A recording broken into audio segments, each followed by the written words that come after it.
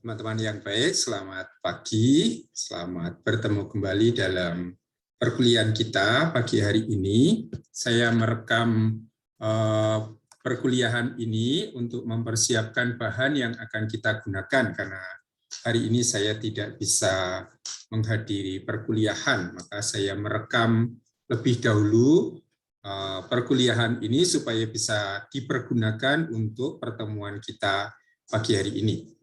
Nah, kemarin pertemuan terakhir kita berbicara mengenai tahap-tahap pembentukan Injil, ya, dalam arti bahwa kita selalu memahami kitab suci kita, termasuk di dalamnya Injil, itu tidak pernah terbentuk dalam satu kurun waktu yang begitu cepat atau begitu singkat.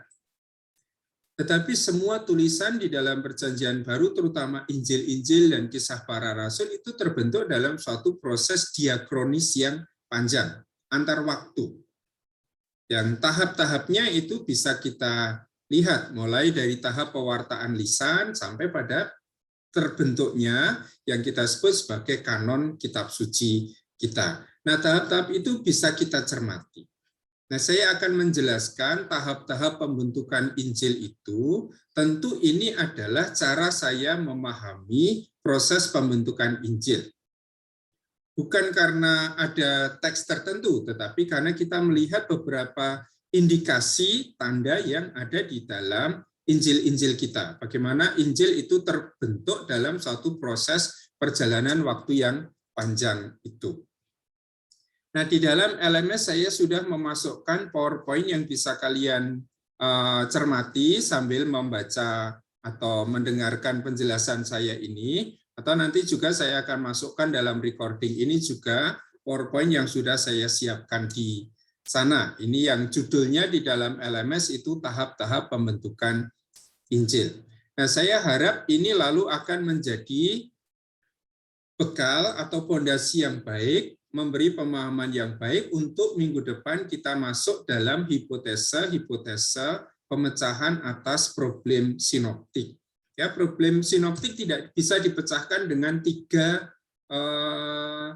hipotesis yang awal, entah itu inspirasi atau karena catatan-catatan yang akurat atau karena dasar pada pewartaan lisan. Ya, mereka hanya bisa menjelaskan mengapa di antara Matius, Markus, Lukas ada kesamaan, tetapi tidak pernah bisa menjelaskan mengapa di antara ketiga Injil itu ada perbedaan. Sehingga kalau hanya bisa menjelaskan kesamaan, tidak bisa menjelaskan perbedaan, berarti hipotesis itu tidak bisa menjelaskan semua hal. Meskipun kita juga memahami bahwa suatu hipotesis itu tidak akan bisa menjelaskan 100% permasalahan sinoptik. Ya, namanya saja hipotesis. Tetapi kita selalu akan mencari mana hipotesis yang bisa memecahkan lebih banyak persoalan. Mana hipotesis yang membantu kita untuk lebih bisa memahami problem sinoptik. Mengapa ada kesamaan, mengapa ada perbedaan di dalam Injil-Injil sinoptik kita. Nah, saya akan mendasarkan pembahasan saya ini pada apa yang kita temukan di dalam Injil Lukas, ya, pembukaan Lukas yang kali lalu sudah kita bahas. Di sana dikatakan, ya, Theophilus yang mulia, banyak orang telah berusaha menyusun berita tentang peristiwa-peristiwa yang terjadi di antara kita, seperti yang disampaikan kepada kita oleh mereka yang dari semula, ini kemarin sudah kita lihat, dari semula adalah saksi mata dan pelayan firman. Karena itu setelah aku menyelidiki segala peristiwa itu dengan seksama dari asal mulanya, aku mengambil keputusan untuk membukukannya secara teratur bagimu. Jadi ada berita yang disusun berdasarkan kesaksian para saksi mata, juga berdasarkan pewartaan para pemberita firman. Nah, kesaksian-kesaksian itu kemudian disusun dalam suatu berita. Nanti akan saya perlihatkan di dalam PowerPoint itu. Nah, sekarang Lukas mengambil keputusan. Dari sekian banyak berita yang ada, Lukas mau menyusun suatu berita yang disusun secara teratur, secara kronologis. Supaya apa? Supaya engkau dapat mengetahui bahwa segala sesuatu yang diajarkan kepadamu adalah benar. Nah, saya memberikan sekarang salah satu poin animasi yang bisa kita gunakan untuk memahami situasi ini yang saya cantumkan di dalam PowerPoint kita. Slide ini berusaha untuk menjelaskan secara cukup mudah apa yang tadi dijelaskan oleh Lukas, ya, bahwa banyak orang sudah berusaha untuk menyusun berita tentang peristiwa-peristiwa yang terjadi di antara kita. Apa yang dimaksud dengan peristiwa-peristiwa yang terjadi di antara kita pasti adalah peristiwa-peristiwa tentang Yesus. Mulai dari Yesus dilahirkan sampai pada Yesus wafat dan bangkit sampai pada jemaat Lukas pada waktu itu. Nah, ketika Lukas itu mau menulis Injilnya, dia sudah tahu bahwa ada sekian banyak berita. Nah, berita yang digunakan di situ maksudnya adalah narasi, cerita. Sehingga kemungkinan besar ini bukan lagi suatu berita lisan, ya, yang disampaikan dari mulut ke mulut. Tetapi ini sudah ada di dalam suatu bentuk tertulis. Dan dibayangkan di situ berita ini belum disusun dalam suatu susunan cerita yang runtut. Tetapi masih berupa potongan-potongan cerita, cerita-cerita pendek.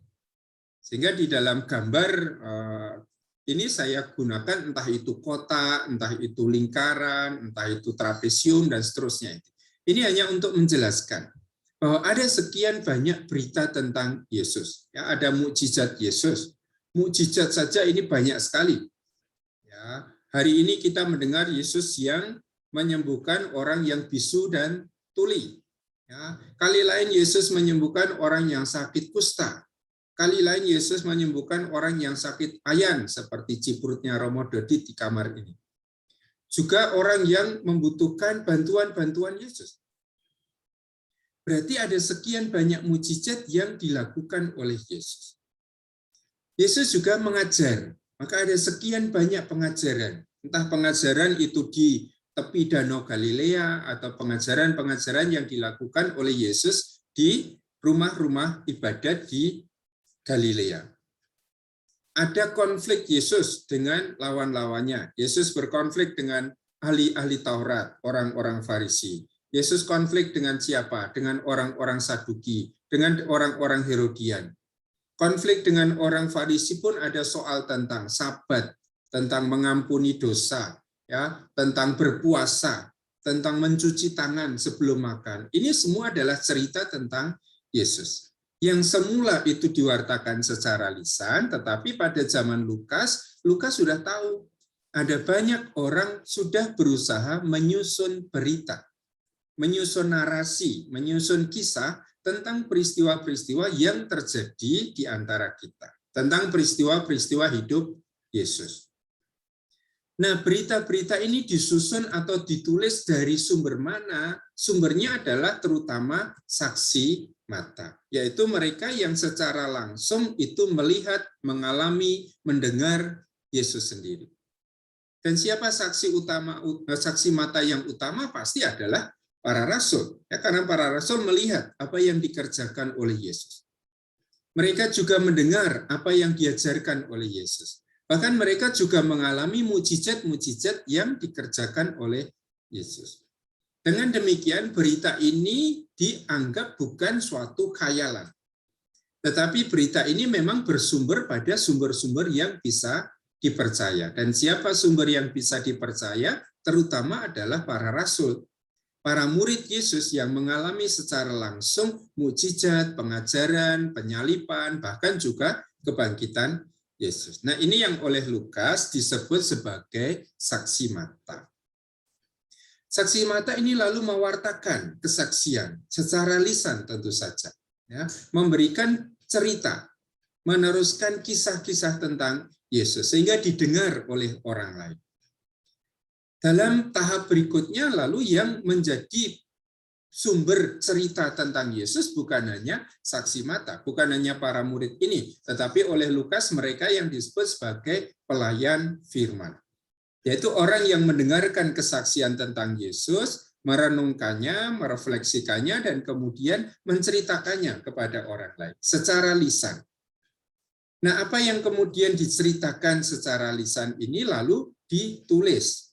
Maka tersusun tadi yang oleh Lukas disebut sebagai berita tentang peristiwa-peristiwa yang terjadi di antara kita.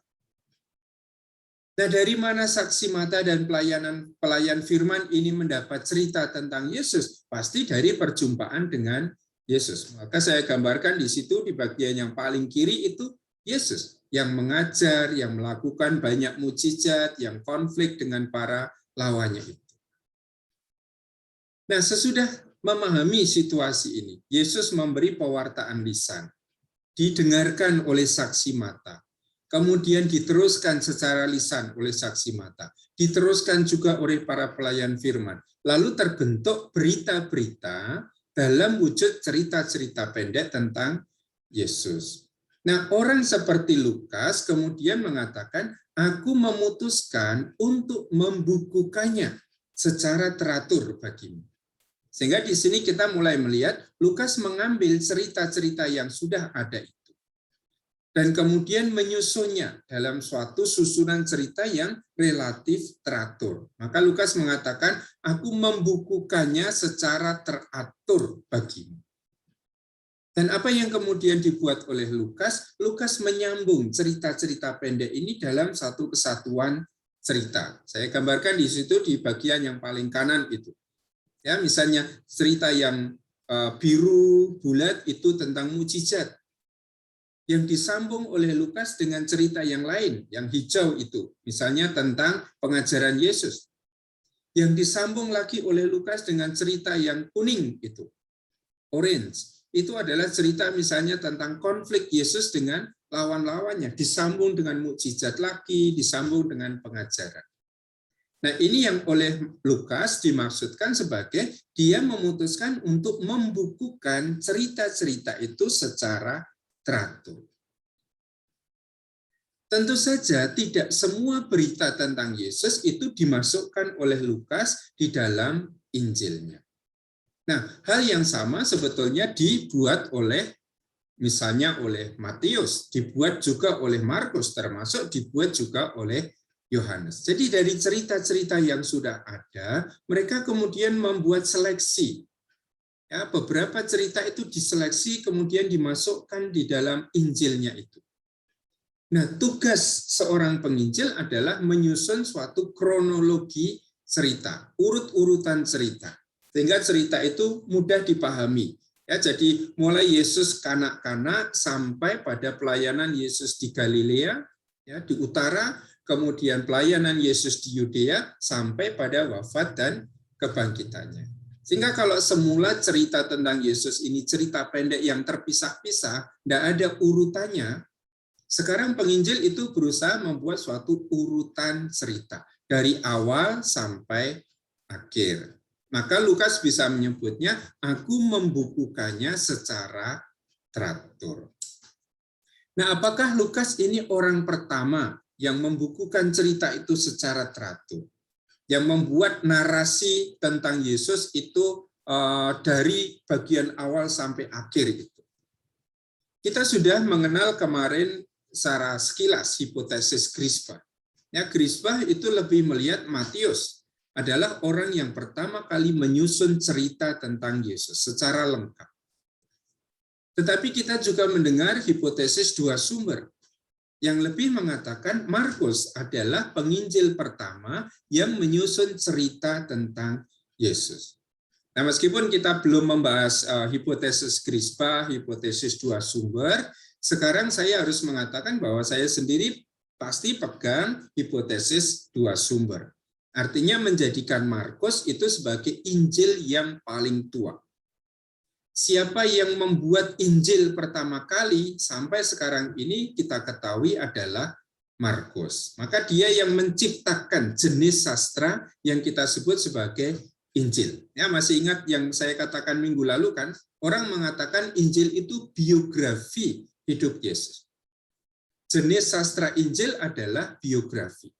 Tapi banyak orang tidak menyetujui itu. Ya, maka Injil ini adalah suatu jenis sastra yang khas, jenis sastra yang unik, yang katakanlah diciptakan oleh Markus, yaitu berita gembira tentang Yesus. Bukan pertama-tama berita tentang pengajarannya, mukjizatnya, tetapi berita gembira tentang Yesus yang wafat, disalib, dan bangkit. Maka ini inti kisah tentang Yesus yang ada di dalam Injil. Injil itu berpusat pada apa sih? Injil itu berpusat pada sengsara dan kebangkitan Yesus. Ya, semoga ini menjadi jelas. Lalu di sana saya tampilkan juga bagan yang menjelaskan kepada kita bagaimana tahap-tahap pembentukan Injil itu kemudian bisa kita pahami lebih lanjut. Ya.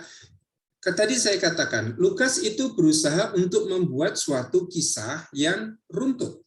Maka ada urutan. Urutan dalam hal apa? Misalnya urutan dalam hal kronologi cerita, kronologi kisahnya.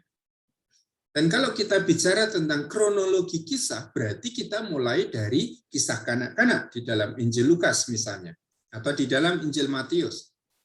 Sesudah bercerita tentang kisah kanak-kanak, lalu diceritakan pelayanan publik Yesus di Galilea dan kemudian nanti pasti di Yudea. Sesudah pelayanan publik, lalu Yesus akan mengalami peristiwa kesengsaraan, penderitaannya. Ini yang seringkali kita sebut sebagai kisah sengsara. Dan bagian paling akhir dari Injil adalah kebangkitan. Ini kalau kita ikuti kronologi kisahnya, ya, urutan kronologisnya.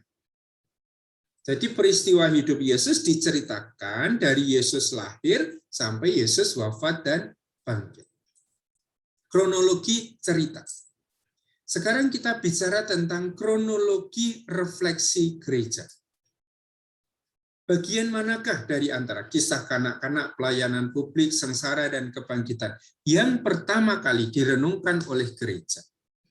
Ya. Dari 4 bagian ini, mana yang kira-kira menjadi fokus permenungan gereja sedari awal? Nah, kalau kita melihat tulisan-tulisan Perjanjian Baru, juga termasuk di dalamnya pasti tulisan Paulus, kita melihat bahwa peristiwa kebangkitan itu menjadi peristiwa kunci untuk memahami seluruh peristiwa hidup Yesus.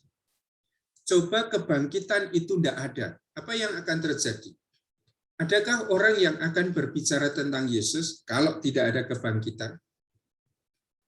Kalau tidak ada kebangkitan, Yesus hanya akan dikenal sebagai Dia yang mati disalib. Dan dalam pemahaman orang Yahudi, siapa orang yang mati disalib? Itu adalah orang yang tidak diberkati oleh Tuhan, orang yang terkutuk oleh Allah. Kita bisa membuka misalnya Ulangan 21, 22, 23 itu. Siapa? Orang yang mati dan kemudian badannya digantung di atas pohon, dia dikutuk oleh Allah. Dan teks Ulangan itu digunakan oleh tradisi Yahudi juga untuk memahami orang yang mati disalibkan. Orang yang tergantung di salib itu adalah orang yang dikutuk oleh Allah. Nah, tidak akan ada orang yang berbicara tentang orang yang mati disalib. Minggu lalu saya sudah mengatakan bahwa pada zaman itu baik sastrawan Yunani maupun sastrawan Romawi tidak pernah bercerita tentang orang yang mati disalib. Itu tabu yang tidak boleh diceritakan. Maka kalau para penginjil itu bercerita tentang Yesus yang mati disalib, itu pasti karena ada suatu motif teologi yang khas.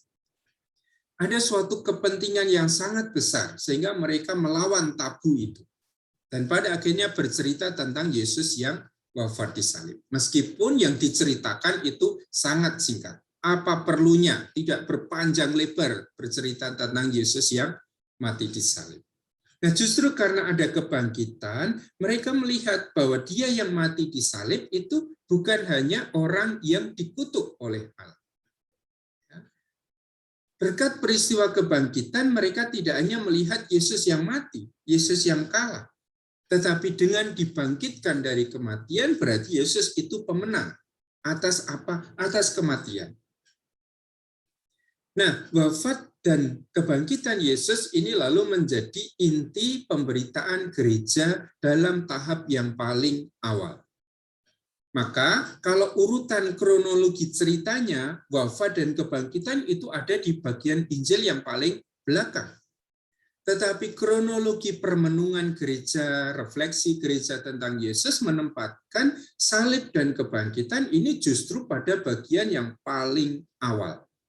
Sebelum orang bicara tentang mukjizat-mukjizat Yesus, orang sudah bicara tentang Yesus yang wafat dan bangkit. Sebelum orang berbicara tentang alasan mengapa Yesus wafat di salib, orang sudah bercerita dulu tentang salib dan kebangkitan.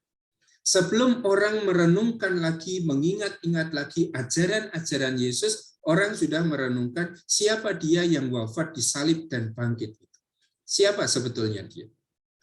Sampai para murid dan gereja perdana tiba pada suatu pengakuan iman bahwa dia yang wafat dan disalib dan bangkit itu adalah Kristus, adalah Mesias, atau sama dengan Kristus ya, adalah anak Allah, dia yang adalah hamba Yahweh, dan seterusnya. Nah, ini tahap yang bisa kita cermati di dalam proses pembentukan tulisan-tulisan Perjanjian Baru kita. Maka kita lihat di situ, hal yang pertama kali direnungkan dalam refleksi gereja itu bukan kisah kanak-kanak. Bukan peristiwa hidup Yesus zaman Yesus masih kecil itu, tetapi peristiwa bangkit dan kesengsaraan. Orang hanya bisa bicara tentang salib ketika orang sudah mengenal kebangkitan. Maka tanpa kebangkitan, tidak akan ada orang yang merenungkan kesengsaraan. Apa yang akan terjadi dengan para murid kalau tidak ada kebangkitan? Ambil contoh di dalam Injil Lukas 24, ya, dua murid dari Emmaus itu pulang ke Emmaus. Mengapa mereka akhirnya memutuskan untuk meninggalkan Yerusalem dan pulang ke Emmaus? Pasti bukan karena sudah lulus kuliah dengan Yesus. Sudah dapat cum laude, lalu pulang ke rumah mereka. Tetapi mereka pulang dalam kekecewaan bahwa Yesus yang mereka anggap sebagai nabi yang akan membebaskan Israel dari kekuasaan musuh-musuhnya, ternyata justru wafat di salib. Sehingga kalau mereka hanya mengenal Yesus yang disalib, mereka akan kembali ke tempat asalnya, meninggalkan Yesus. Tidak ada gunanya bicara tentang orang yang mati di salib. Ya, menurut orang Yahudi itu adalah batu sandungan, ya, itu adalah orang yang dikutuk oleh Allah. Menurut orang Yunani bicara tentang salib itu bicara tentang kebodohan. Orang yang mati di salib itu penjahat yang bodoh. Tetapi sesudah mereka berjalan menuju ke Emmaus, ditemani oleh Yesus. Ya, Yesus menjadi teman seperjalanan bagi mereka. Ini sama dengan tema bulan kitab suci kita tahun ini kan, Yesus teman seperjalanan kita. Yesus menjelaskan bahwa Sang Mesias itu harus mengalami banyak penderitaan dan bangkit. Dan baru sesudah mereka sampai di Emmaus, Yesus memecah roti bagi mereka. Yesus mengenali bahwa yang menemani mereka dalam perjalanan, yang memecah roti bersama mereka itu adalah Yesus. Maka malam itu juga, jadi tidak menunggu hari berganti, tetapi malam itu juga mereka kembali ke Yerusalem. Sekarang mengapa mereka kembali ke Yerusalem? Karena mereka sudah mengalami Yesus yang bangkit. Mereka meninggalkan Yerusalem karena yang mereka alami adalah Yesus yang wafat di salib. Mengecewakan untuk mereka. Tetapi Yesus yang bangkit, yang mereka jumpai di perjalanan sampai di Emmaus, itu adalah Yesus yang memberi kekuatan bagi mereka. Oh, ternyata guru yang saya andalkan itu tidak mati di salib, tetapi dia juga bangkit. Sehingga malam hari itu juga mereka kembali ke Yerusalem. Kalau Yesus itu hanya dialami sebagai dia yang mati di salib, para murid itu hanya akan mengunci diri di ruang yang tertutup itu, terkunci, karena takut pada orang-orang Yahudi.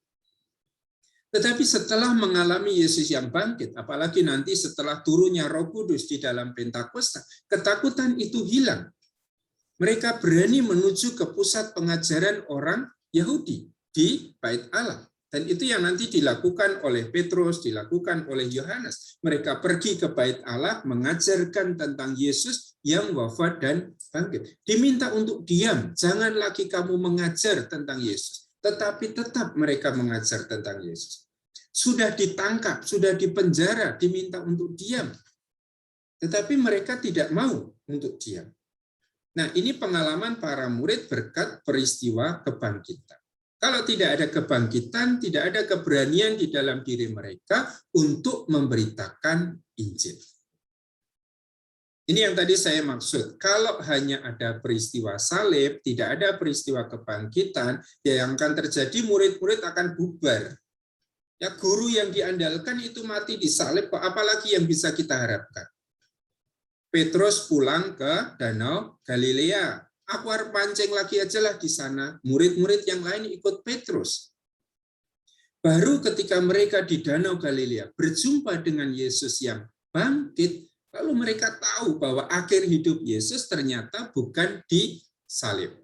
Tapi akhir hidup Yesus ada pada kemuliaan kebangkitannya. Nah, baru sesudah mereka merenungkan wafat dan kebangkitan Yesus, lalu mereka merenungkan hidup Yesus yang sebelumnya. Mengapa Yesus harus mati di salib? Dan pertanyaan-pertanyaan ini pasti berkaitan dengan pertanyaan-pertanyaan penting yang diajukan oleh orang-orang Yahudi pada waktu itu. Ya, bagaimana mungkin kamu mengimani bahwa Dia yang mati di salib itu adalah Kristus, adalah Mesias? Padahal Mesias itu orang pilihan Allah yang diurapi oleh Allah menjadi pemimpin bagi Israel. Mengapa kamu mengimani Dia yang mati tergantung di salib itu sebagai Mesias? Nah, pertanyaan ini harus dijawab oleh para pengikut Yesus. Artinya mereka harus menyatakan pengenalan mereka akan Yesus. Siapa Yesus itu sebetulnya? Mengapa Yesus harus mati di salib? Nah, renungan-renungan ini semakin mendorong jemaat perdana, para murid dan orang-orang generasi Kristen perdana waktu itu untuk merefleksikan kembali seluruh peristiwa hidup Yesus. Mengapa Yesus harus mengalami salib dan kesengsaraan seperti itu? Antara lain karena Yesus mengalami banyak konflik dengan orang-orang Yahudi. Pengajarannya, kehadirannya itu rupanya menjadi ancaman bagi orang-orang Yahudi. Mungkin dirasa ini berlawanan dengan tradisi Yahudi yang konvensional gitulah. Terutama karena Yesus nanti kan berkonflik banyak dengan orang-orang Farisi. Nah, pelayanan publik ini praktis menjadi penjelasan atau menyediakan penjelasan tentang mengapa Yesus sampai harus mengalami kematian di salib. Dan semua diceritakan di dalam bagian pelayanan publik yang saya gambarkan di situ.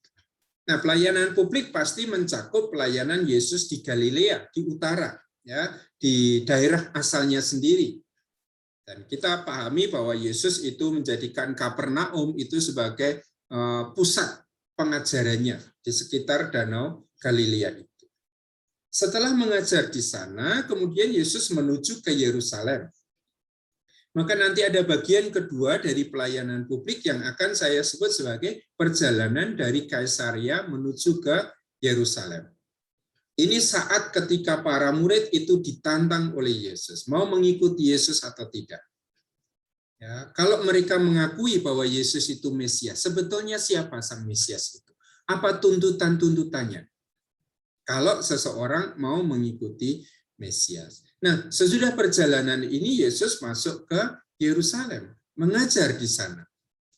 Lihat nanti bahwa tidak ada lagi mukjizat yang dilakukan oleh Yesus di Yerusalem. Mukjizat itu hanya dilakukan oleh Yesus ketika orang menaruh kepercayaan kepada Yesus. Tanpa kepercayaan kepada Yesus tidak terjadi mukjizat.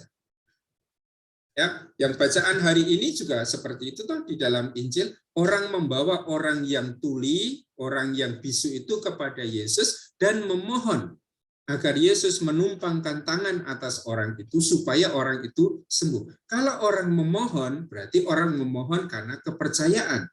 Yesus bisa menyembuhkan orang itu. Sementara di Yerusalem, Yesus justru harus berhadapan dengan orang-orang yang tidak mau menaruh kepercayaan kepadanya.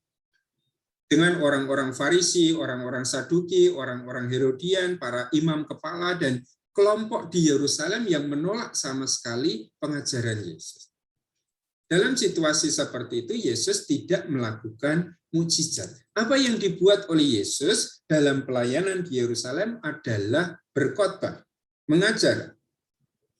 Dan bukan mengajar dalam situasi damai, enak, cerah ceria seperti saya mengajar kalian ini, tetapi yang dihadapi oleh Yesus adalah lawan-lawannya. Sehingga bentuk pengajaran Yesus adalah perdebatan. Ya, Yesus berdebat dengan siapa? Yesus berdebat dengan orang Herodian, dengan orang Farisi yang bertanya, boleh tidak membayar pajak kepada kaisar? Yesus harus menjawab. Pertanyaan boleh tidak membayar pajak kepada kaisar ini bukan pertanyaan yang sembarangan, tetapi ini jebakan. Ya, orang berusaha untuk menjatuhkan Yesus dengan kata-katanya sendiri. Kalau jawaban Yesus salah, dia akan menghadapi resiko besar. Kalau dia mengatakan tidak boleh membayar pajak kepada kaisar, maka dia akan berlawanan dengan kaisar.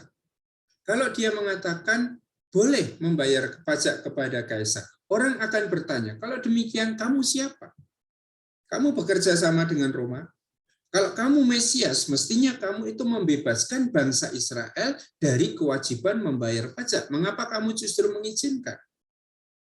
Nah, nanti kalau kita sudah masuk bagian ini, kita akan masuk ke tafsirnya. Yesus harus berhadapan dengan orang Saduki yang tidak percaya tentang kebangkitan. Masih ingat apa pertanyaan orang Saduki kepada Yesus tentang kebangkitan? Ada seorang wanita yang sudah menikah dengan 7 laki-laki bersaudara. Karena ini memang aturan Yahudi.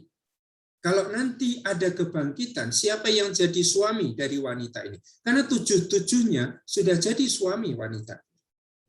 Ya, maka Yesus harus menjawab pengajarannya tentang kebangkitan. Datang ahli Taurat bertanya, guru yang baik, dari sekian banyak hukum yang ada di dalam Taurat, mana yang utama? Ya, dan itulah kesempatan Yesus kemudian mengajarkan hukum yang utama dalam perspektif dia. Kasihilah Tuhan, kasihilah sesamamu manusia. Berarti ini pelayanan Yesus di Yudea, di daerah Yerusalem, yang terutama diisi dengan perdebatan. Tidak berjalan lama sesudah itu, Yesus sudah ditangkap dengan tuduhan yang sudah muncul di Galilea, bahwa Yesus ini sudah menghujat Allah. Peristiwanya kita ingatkan, mukjizat ketika Yesus menyembuhkan seorang dengan mengatakan, dosamu telah diampuni. Dan orang-orang Farisi berpikir, siapa yang berkuasa mengampuni dosa? Yang berkuasa mengampuni dosa adalah Allah.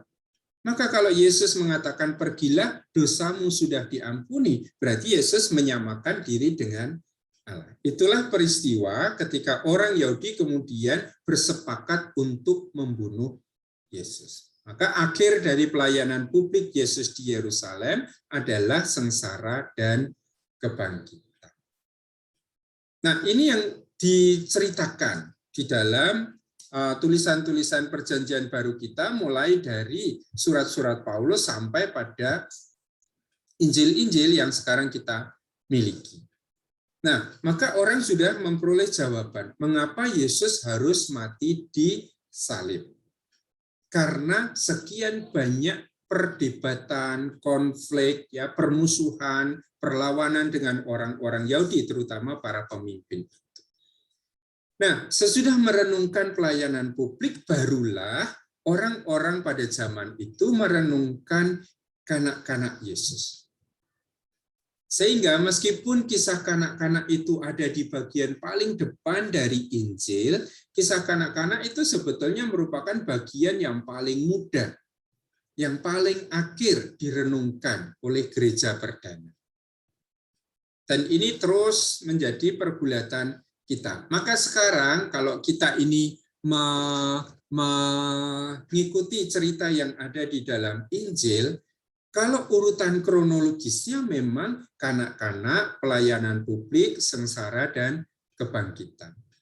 Tetapi kalau kita mengikuti urutan kronologis dalam arti refleksi gereja akan Yesus, yang direnungkan pertama kali adalah bangkit dan kematian. Jadi kematian dan kebangkitan. Kemudian pelayanan publik Yesus, dan paling akhir adalah kisah kanak-kanak. Nah, argumentasi inilah yang kemudian digunakan oleh orang seperti Martin Keller kemarin untuk mengatakan inti dari Injil adalah kisah sengsara dan kebangkitan. Jadi sangat singkat. Baca saja Injil-Injil kita. Kisah sengsara dan kebangkitan itu paling 3-4 bab. Nggak pernah panjang.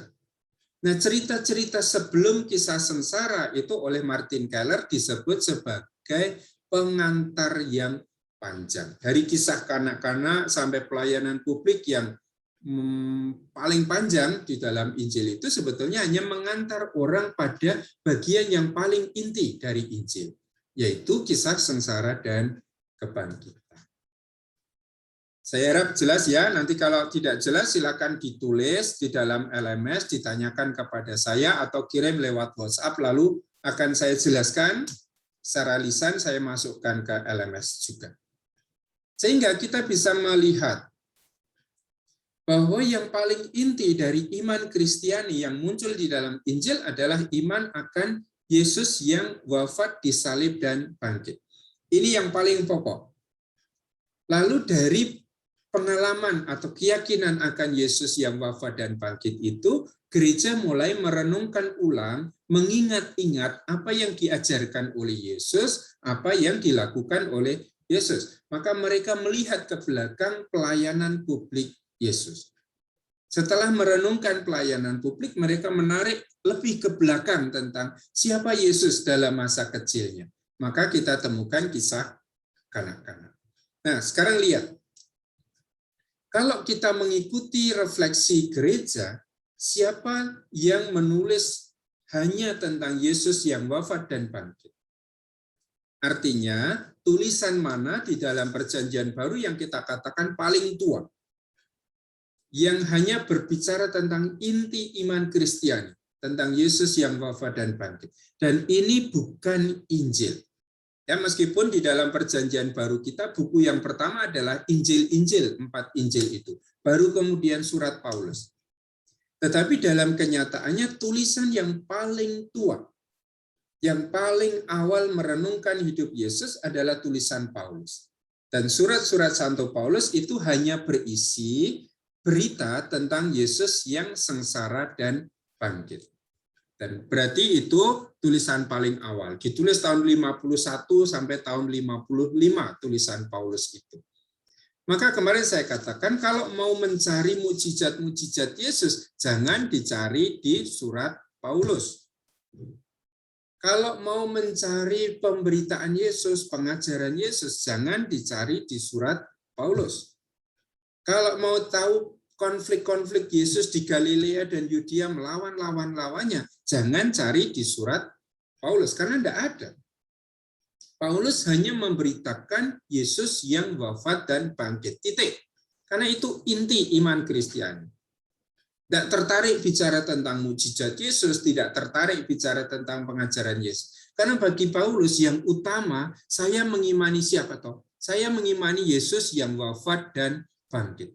Dia mengajarkan apa dulu tidak diceritakan oleh Paulus, karena Paulus sendiri bukan saksi mata peristiwa hidup Yesus. Bahkan semula dia mengejar-ngejar jemaat Kristiani hanya untuk membinasakan iman Kristen. Nah, maka ini bagian yang paling tua di dalam Perjanjian Baru kita temukan dalam surat-surat Paulus. Masih terkonsentrasi pada berita gembira tentang Yesus yang wafat dan bangkit. Kemudian dalam tahap kemudian mulai bertambah dengan pelayanan publik.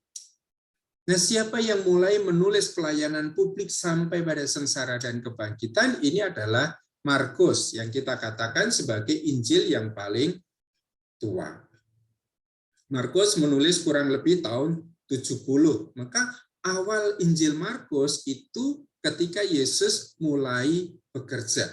Usia 30-an, sesudah dibaptis oleh Yohanes Pembaptis. Dalam tahap kemudian mulai ditambah kisah kanak-kanak. Dan siapa yang menulis kisah kanak-kanak ini adalah Lukas dan Matius. Menggunakan Paulus, menggunakan Markus, akhirnya Lukas dan Matius menuliskan Injilnya yang bermula pada kisah kanak-kanak. Sehingga bisa dipahami ya, kata-kata Lukas tadi, ada banyak orang yang sudah berusaha menuliskan berita tentang peristiwa-peristiwa yang terjadi di sekitar kita, berdasarkan kesaksian saksi mata dan pelayan firman. Dan kemudian Lukas memutuskan untuk menyusun cerita tentang Yesus itu secara teratur.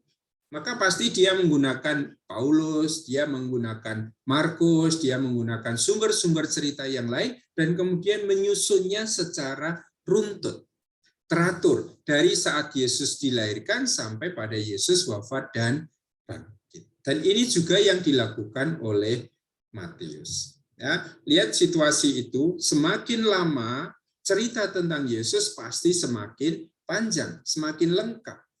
Itu kecenderungan kita. Orang yang bercerita itu cenderung untuk menambah informasi, memperpanjang berita. Ya, berita yang sebetulnya sangat singkat, 2-3 kalimat selesai, kalau sudah diwartakan oleh orang lain, itu bisa menjadi sangat panjang. Dan ini kecenderungan kita. Sehingga kemarin saya katakan salah satu prinsip di dalam kritik teks untuk menentukan mana teks yang lebih tua adalah panjang atau pendeknya teks. Ya, teks yang lebih pendek itu harus didahulukan daripada teks yang panjang. Artinya teks yang pendek itu harus dianggap lebih tua daripada teks yang panjang. Ya, bukan surat Paulus, Injil Markus itu paling pendek, informasinya paling sedikit, teologinya paling sederhana, bahasanya itu paling jelek, maka Injil Markus dianggap sebagai Injil yang tertua. Karena apa? Karena Injil yang kemudian pasti akan menambah, melengkapi cerita tentang Yesus. Kalau Injil Markus itu bahasanya paling jelek, Injil Matius, Injil Lukas, apalagi Injil Yohanes itu bahasanya lebih bagus, maka tidak bisa dipikirkan bahwa Injil Lukas itu ada sebelum Injil Markus. Pasti ada Injil Markus dulu, lalu bahasanya ini diperbaiki. Maka semakin lama bahasa Injil itu juga semakin bagus. Ya, apalagi Injil Lukas itu bahasa Yunaninya itu diakui sebagai yang paling top di antara Injil-Injil yang kita miliki.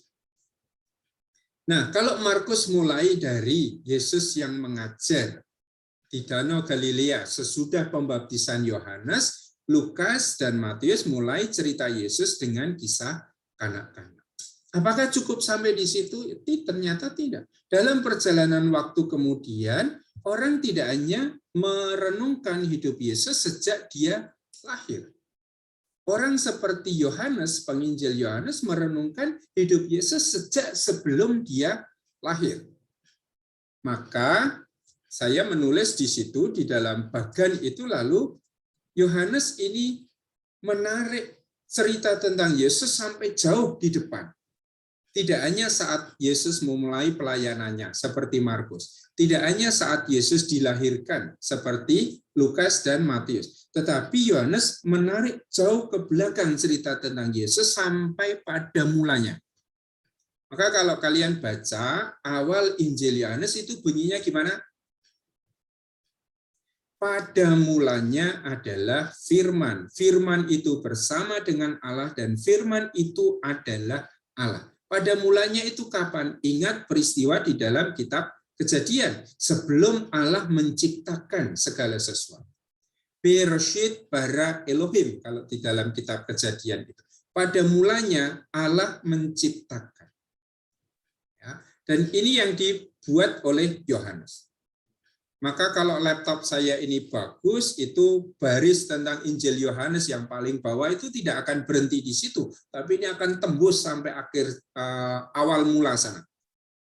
Ya, maka renungan tentang Yesus tidak dibatasi oleh Yohanes hanya sejak Yesus lahir, tetapi sampai jauh ke belakang ketika Yesus masih dalam rupa Sang Firman yang bersama-sama dengan Allah.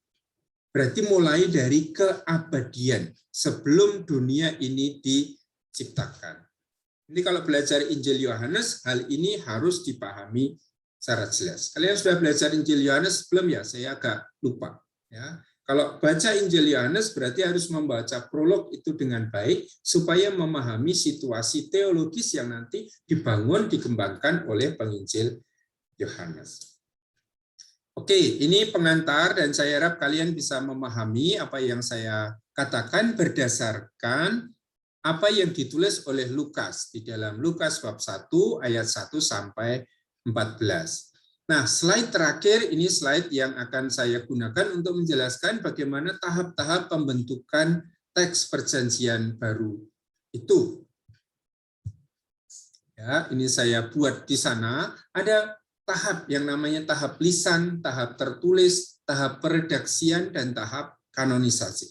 Ini tahap-tahap yang berbeda dalam kronologi penulisan Injil. Tetapi semua yang ditulis di dalam Injil, diwartakan di dalamnya, baik secara lisan maupun tertulis, bersumber pada sumber yang sama, yaitu pada Yesus. Maka dia menjadi titik awal dari semua pemberitaan yang ada dalam perjanjian baru. Yesus mengajar, Yesus melakukan mukjizat, Yesus berdebat dengan lawan-lawannya. Semuanya itu didengar, semuanya itu dilihat, dan diteruskan secara lisan. Maka saya menggambarkan di situ masih dalam bentuk gelembung-gelembung. Ya. Yang saya harap itu lalu menggambarkan itu pewartaan lisan. Ada sekian banyak pewartaan lisan. Katakanlah yang kuning ini adalah mukjizat-mukjizat Yesus.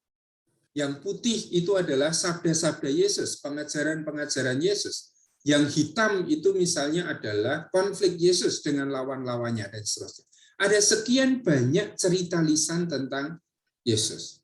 Yang disampaikan oleh siapa? Yang disampaikan tadi menurut Lukas oleh saksi mata, oleh pelayan firman. Nah, apa yang semula disampaikan secara lisan dalam tahap berikutnya mulai ditulis. Dalam wujud apa? Dalam wujud cerita-cerita pendek tentang Yesus. Sehingga di dalam tahap kemudian kita lihat tahap tertulis ini. Cerita-cerita yang semula itu masih disampaikan dari mulut ke mulut secara lisan, sekarang sudah ditulis. Dan dalam tahap kemudian ada orang yang berusaha untuk mengumpulkan. Ya, cerita tentang mukjizat dijadikan satu, dikumpulkan jadi satu. Cerita tentang pengajaran-pengajaran Yesus dikumpulkan jadi satu. Kisah-kisah sengsara dan kebangkitan dikumpulkan jadi satu. Jadi cerita yang sejenis kemudian dikumpulkan. Maka nanti kita akan mengenal sumber ki. Sumber ki itu apa toh? Sumber yang isinya adalah ajaran-ajaran Yesus. Ada sumber sengsara dan kebangkitan. Itu adalah teks-teks yang isinya bercerita tentang Yesus yang masuk dalam kesengsaraan dan kebangkitan. Cerita-cerita pendek yang ada di sana. Nah, di sini saya gambarkan cerita-cerita itu mulai dikumpulkan dalam suatu jenis yang sama. Yang putih dikumpulkan dengan putih, yang kuning dikumpulkan dengan yang kuning, yang hitam dikumpulkan dengan yang hitam. Maka ini untuk menggambarkan sekarang dalam tahap tertulis ini tidak hanya ada cerita yang terpisah-pisah, tetapi mulai ada kelompok cerita. Kelompok cerita pengajaran Yesus, kelompok tulisan tentang mukjizat Yesus, kelompok tulisan tentang sengsara dan kebangkitan, kelompok tulisan tentang konflik Yesus dengan lawan-lawannya. Nah, dari sekian banyak cerita ini, kemudian orang menyusun dalam suatu rangkaian. Ini tadi yang oleh Lukas dikatakan, banyak orang sudah berusaha menyusun berita tentang peristiwa-peristiwa yang terjadi di sekitar kita. Dan sekarang aku memutuskan untuk menyusunnya secara teratur bagimu. Maka ini tahap yang saya sebut sebagai tahap peredaksian. Cerita itu diambil oleh Lukas misalnya, atau oleh Markus, dan disusun menjadi satu rangkaian cerita. Dan tugasnya Markus, tugasnya Matius, tugasnya Lukas adalah menyusun cerita itu. Kalian bayangkan kalau tukang batu itu punya batu bata. Apa yang dibuat oleh tukang batu? Mengambil batu bata itu, kemudian menempatkan di situ di semen, kasih perekat, ditempatkan batu bata yang lain. Batu batanya itu dibuat siapa? Apakah oleh dia? Tidak kan? Dia beli di toko bangunan misalnya. maka bukan dia yang membuat batu bata itu. Dia hanya mengambil batu bata itu. Dan tugas dia sebagai tukang bangunan adalah menghubungkan batu bata yang satu dengan batu bata yang lain. Maka dikasih semen itu. Sehingga batu bata yang ini akhirnya merekat dengan batu bata yang lain. Ini tugasnya penginjil. Dia tidak menciptakan cerita dari otaknya sendiri, tapi dia mengambil cerita yang satu, cerita yang lain dijadikan satu, lalu disambung. Nyambungnya pasti tidak dengan semen, nyambungnya ini pasti dengan kata-kata. Maka dia menyusun kalimat-kalimat yang nanti akan kita sebut sebagai kalimat-kalimat redaksional. Dari satu cerita beralih ke cerita yang lain. Nah, ini bisa diamati, kata-kata yang khas dari penginjil itu apa?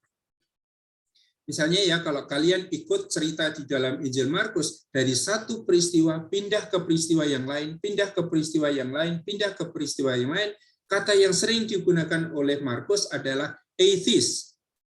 Itu artinya dan kemudian, segera sesudah itu. Dan itu membuat kesan cerita di dalam Injil Markus itu cepat sekali, satu peristiwa, segera sesudah itu, segera sesudah itu. Dan ini tidak bagus. Ya, dari sastra tidak bagus, maka nanti kata-kata eithis ini akan dihilangkan oleh Lukas, dihilangkan oleh Matius. Tapi saya harap ini jelas, dari cerita-cerita yang sudah ada, penginjil mengambil cerita-cerita yang menurut dia penting, lalu disusun dalam suatu susunan kronologi. Nah, sekarang ada Markus, ada Lukas, ada Yohanes, ada Matius, ada Injil-Injil yang lain. Yang sekarang kita sebut sebagai Injil-Injil apokrif itu. Dari sekian banyak Injil ini, apakah semua masuk dalam kitab suci kita? Tidak kan? Yang masuk dalam kitab suci kita itu pasti tulisan-tulisan yang lolos dalam seleksi yang kita sebut sebagai kanonisasi. Dari sekian banyak Injil, mana yang kita anggap sebagai kitab suci? Nah, sekarang lalu mulai proses kanonisasi yang sudah kita pelajari di pengantar perjanjian baru, sehingga tidak perlu saya ulang di sini. Saya harap entah Romo Heri, entah Romo Galih pernah menjelaskan ini. Kecuali kalau memang tidak jelas, nanti tanyakan dan akan saya jelaskan di pertemuan kita ini. Tapi tidak saya jelaskan kanonisasi karena saya anggap sudah diberikan di pengantar perjanjian baru. Nah, hasil akhir dari kanonisasi adalah teks yang sekarang kita miliki. Hasil akhir dari kanonisasi adalah teks kitab suci kita ini, ya, sampai kitab suci saya jatuh. Baik, jelas? Nah, itu yang menjadi pedoman kita untuk masuk besok dalam pembahasan tentang dua hipotesis pokok yang kita gunakan untuk memecahkan problem sinoptik.